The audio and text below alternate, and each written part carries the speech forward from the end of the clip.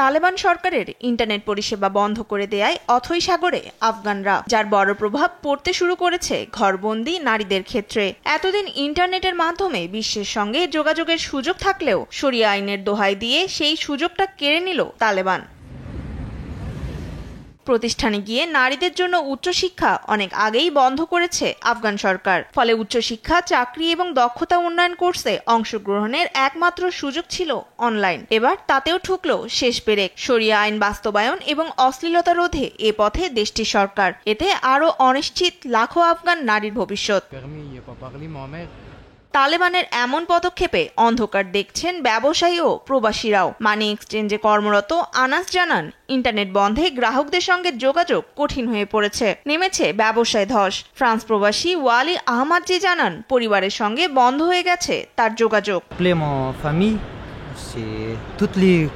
পরিবারের সঙ্গে কোনোভাবেই যোগাযোগ করতে পারছি না, তাদের কোনো খবর নেই আমার কাছে। ইন্টারনেটের পাশাপাশি মোবাইল নেটওয়ার্কও কাজ করছে না। এটা অন্যায় করা হচ্ছে সবার সঙ্গে।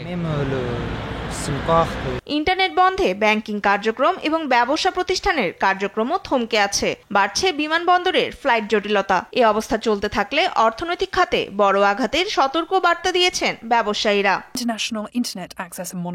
2021 সালে আফগানিস্তান দখলের পর থেকে সামাজিক ও রাজনৈতিক বিধিনিষেধ জারি করে তালেবান সরকার। বিশ্ববিদ্যালয়ে নারী লেখকের বই বন্ধ, মানবাধিকার ও যৌন হয়রানি বিষয়ক শিক্ষা নিষিদ্ধ, মেয়েদের শিক্ষায় নিষেধাজ্ঞা, এমনকি নার্সিং কোর্সও বন্ধ করে দেয়া হয়।